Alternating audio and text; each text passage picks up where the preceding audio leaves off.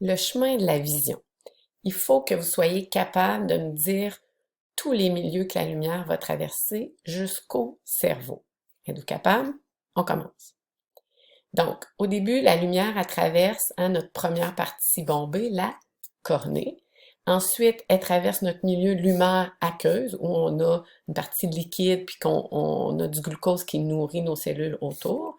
Elle va traverser ensuite le cristallin, notre lentille qui va s'accommoder pour faire la vision.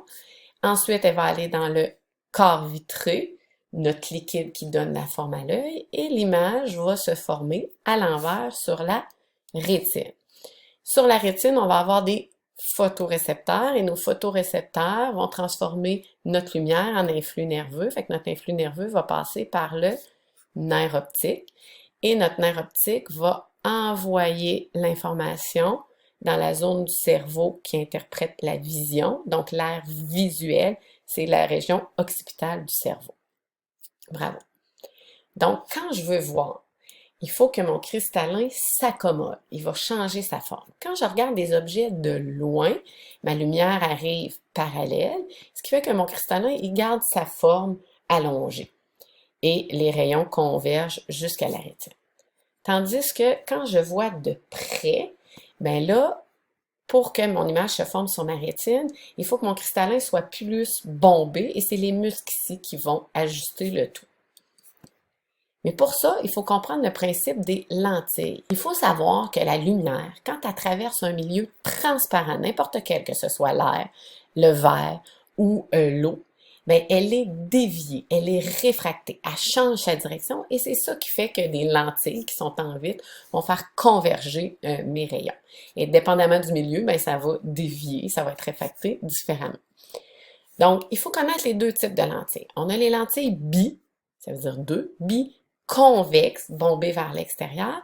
Ces lentilles-là, si tu envoies de la lumière dans ces lentilles biconvexes, elles font converger les rayons. Converger, ça veut dire qu'ils vont toutes vers un même point.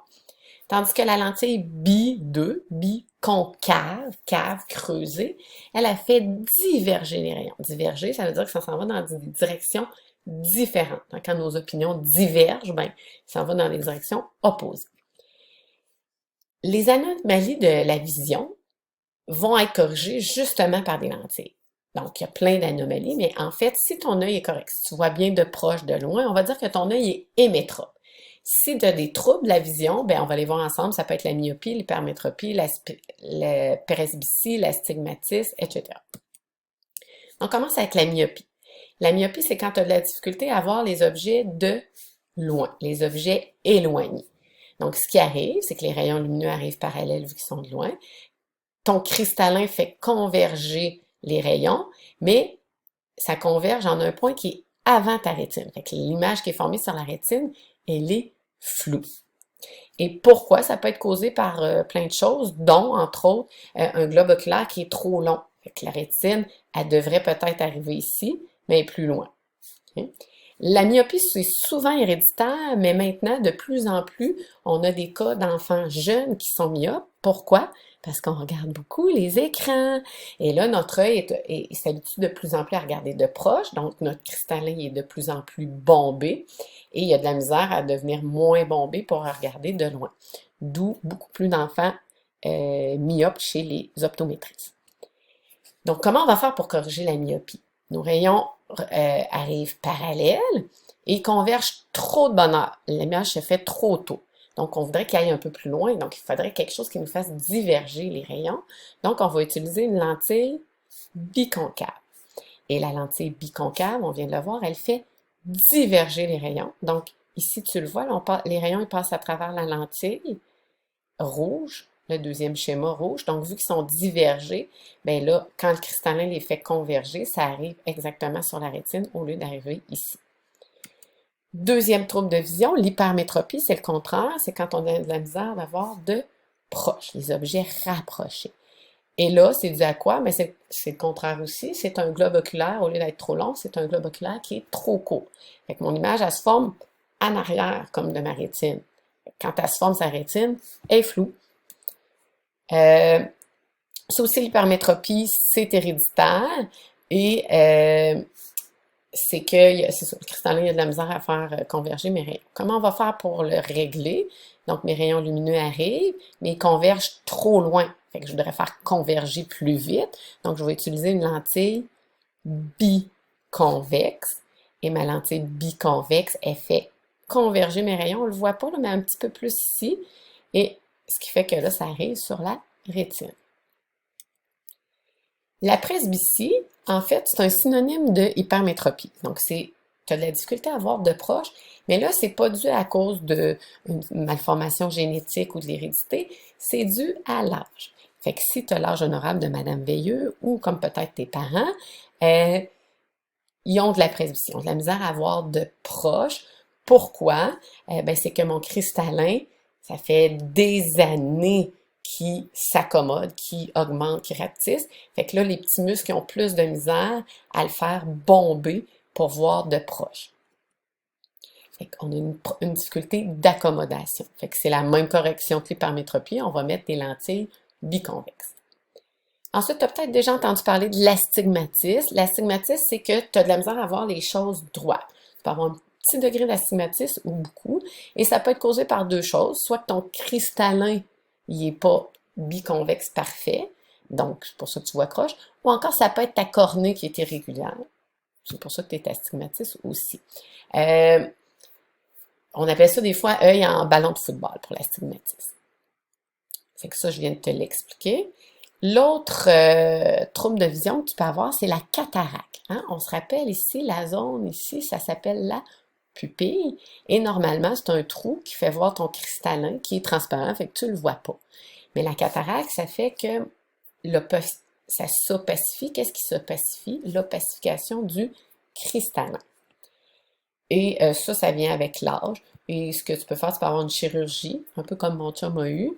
Alors, on va aller t'opérer, on va passer par le petit trou de l'iris et on va enlever ta lentille, ton cristallin, on va en mettre une synthétique. C'est fou, hein? Autre trouble de la vision, le daltonisme. Si tu n'es pas capable de voir le 8 ici, pose-toi des questions, tu es peut-être daltonien. C'est que tu n'es pas capable de reconnaître, dans le fond, daltonisme, une ou plusieurs couleurs. Et c'est dû à quoi? Ben, c'est dû que soit que tes cônes fonctionnent pas bien, ou soit qu'il te manque des cônes, ou soit que tu n'en as même pas du tout. Ça dépend. La plupart des daltoniens, la couleur qui ont de la difficulté, là, c'est le rouge et le vert. Fait que si tu vois pas le 7 ici, encore un signe que tu es daltonien. Et c'est souvent les gars qui sont daltoniens. On se rappelle hein, que quand l'homme a le daltonisme, ben quand même bien, il donne à une petite fille, elle va être porteuse, mais le gène de la mère va la sauver, tandis que le petit gars, lui, il va être, mon petit gars, il va être daltonien. Le glaucome, ça aussi, c'est avec l'âge. Alors, tu vois, la première image, c'est quelqu'un qui n'a pas de problème. Et quand ta pression dans l'œil va augmenter, elle va devenir de plus en plus forte et ça va faire que ton champ de vision va diminuer. Et au fur et à mesure que la pression va augmenter, ton champ de vision va diminuer. Fait qu'une personne qui a un glaucome très élevé va voir à peu près ça comme champ de vision. C'est triste. Hein? Strabisme, ben c'est que tes petits muscles ici qui font bouger tes yeux, ils fonctionnent pas en même temps. Fait que ça se peut que moi je suis pas strabisme, là, mais ça se peut qu'il y a un œil qui regarde par là puis l'autre par là. C'est pas de ta faute, euh, c'est une autre anomalie. Donc voilà pour la capsule. Tu peux continuer avec quelques genre comment. Donc voilà pour donc voilà pour les Donc voilà pour la physiologie de l'œil et quelques anomalies de la vision. Je te laisse avec quelques illusions d'optique qui fait que c'est ton cerveau qui est pas capable d'interpréter le dessin ou l'image. Alors ici, c'est des bateaux ou des nuages, dépendamment de l'évolution que tu vois. Ici, tu peux voir deux personnes âgées qui se regardent les yeux dans les yeux, ou tu peux voir des Mexicains qui sont sur une couverte avec on sait trop quoi, une dame qui regarde. Ici, bonne chance pour voir comment marche le pseudo-triangle. Et même chose ici. Où est-ce que ça commence, où est-ce que ça finit, comment c'est fait. Ça, prends ta règle et mets-la à l'écran. Tu vas voir, toutes les lignes sont absolument droites. Même si toi, tu les vois croches, tu pourrais prendre une feuille blanche et dessiner des carrés noirs et blancs un après l'autre et les décaler et tes lignes droites te paraîtraient croches. Ici, si tu vois la feuille bombée, lâche la drogue, c'est mal. Pas vrai. Et encore une fois, lâche la drogue si tu vois les roues tourner. Hey, au plaisir!